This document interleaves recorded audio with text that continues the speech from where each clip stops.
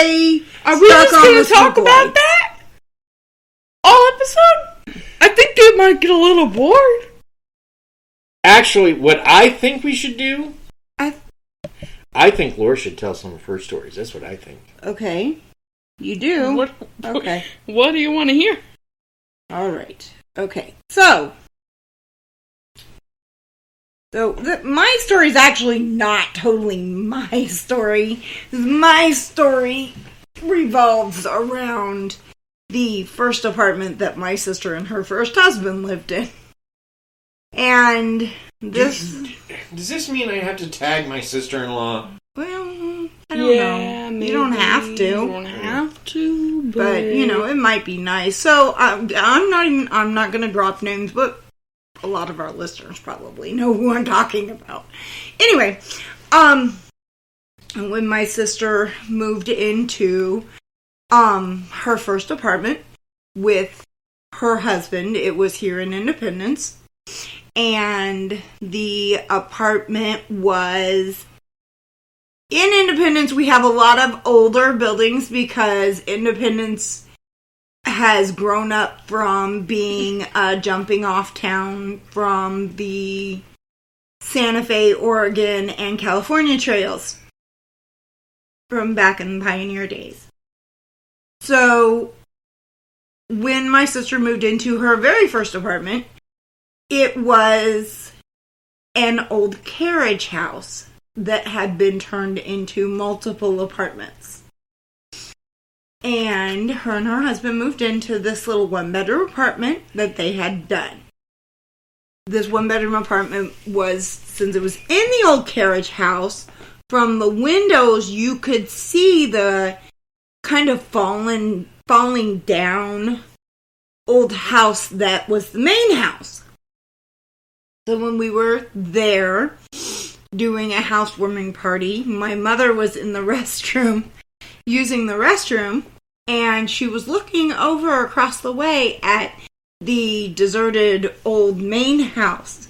And as she was looking over there, she was kind of staring at the main house, and all of a sudden, she got a cold chill, and the mini blinds that had been open slammed down.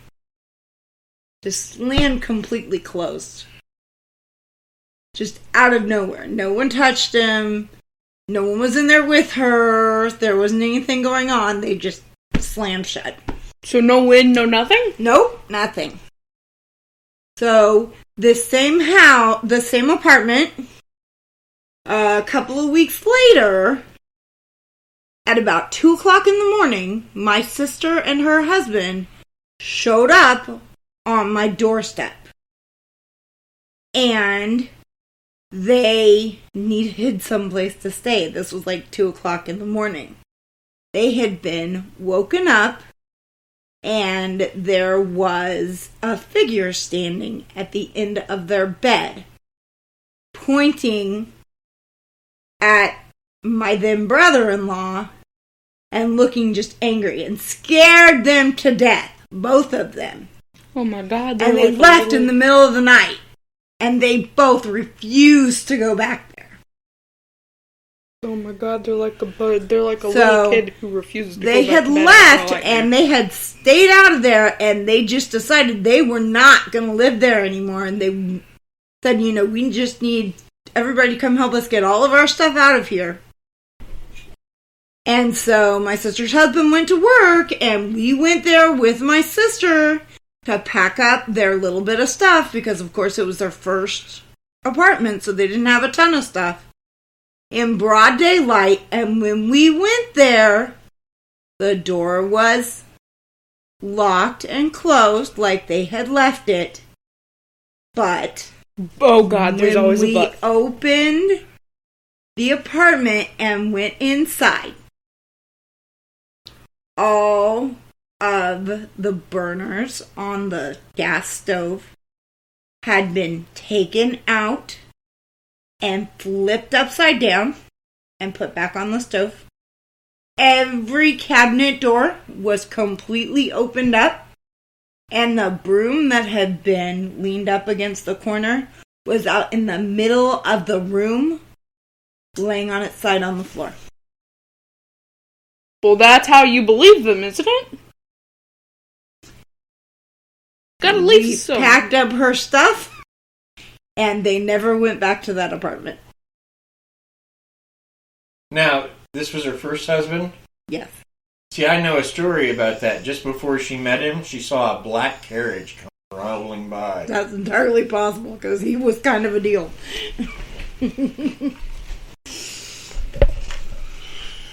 All right, so... Oh my. We're going to take this spiritual camper van that we roll around in when we do this podcast, and we're going to go to Kearney, Missouri. Kearney's an interesting place. Well, specifically, we're going to the Jesse James farm. Jesse James. All right. What you got for us? Well, for those who aren't familiar, this is the homestead where Jesse and Frank were raised by their mother, Zerelda, and their stepfather.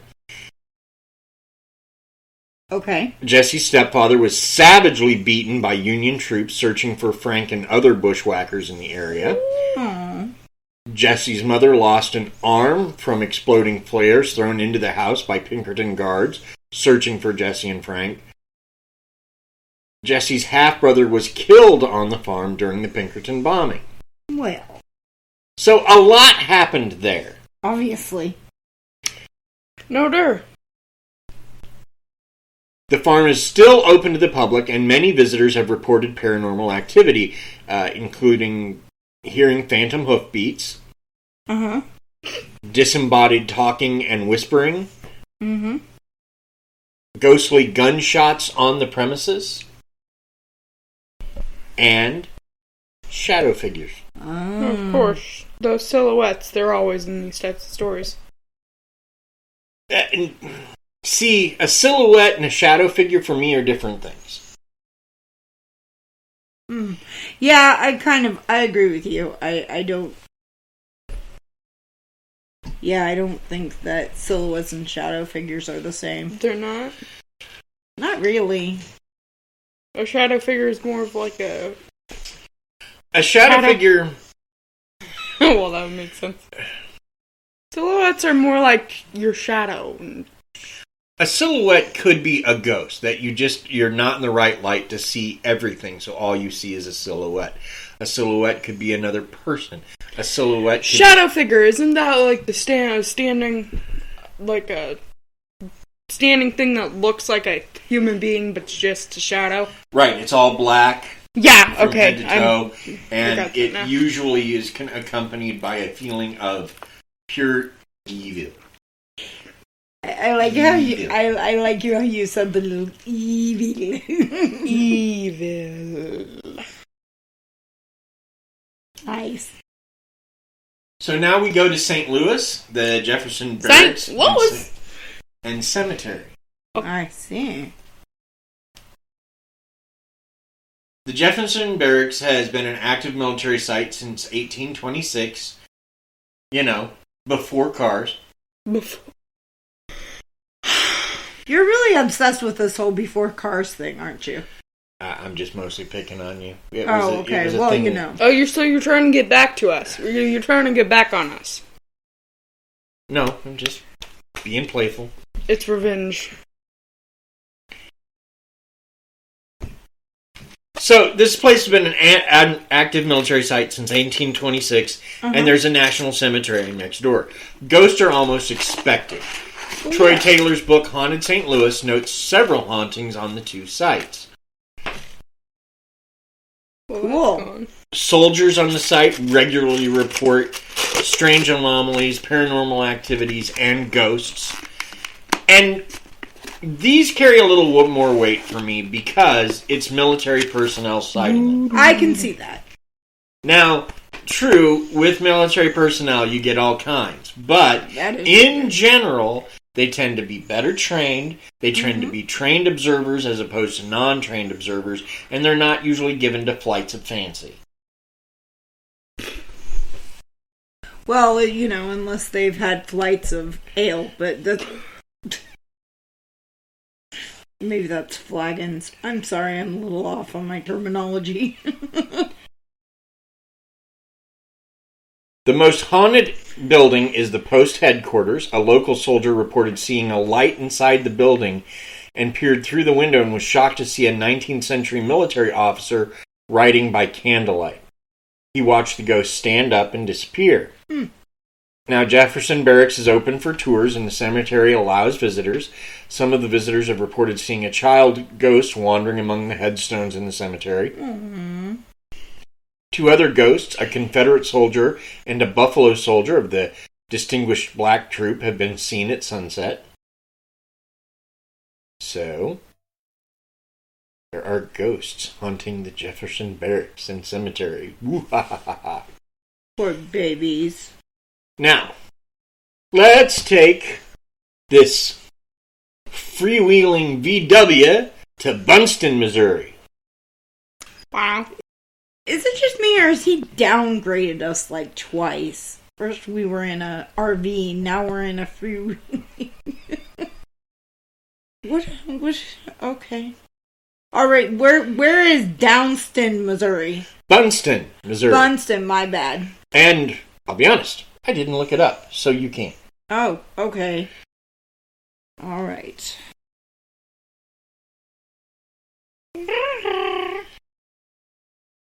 Give a man Google Maps, he can get from point A to point B, I guess. Gonna tickle my Krysta. Oh. I'm like a cat. You try to tickle me, I'll smack you hand. Bunston as in hot cross buns, Bunston? Bun, Ceton, Bunston. Oh. Ah! Mop. Found it. They even have a high school. That's a good... They even have a high school. Alert, alert, they even have a high school. It's rural, all right. Oh, I'm sure it is.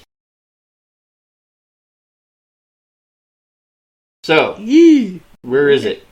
I'm trying to figure out.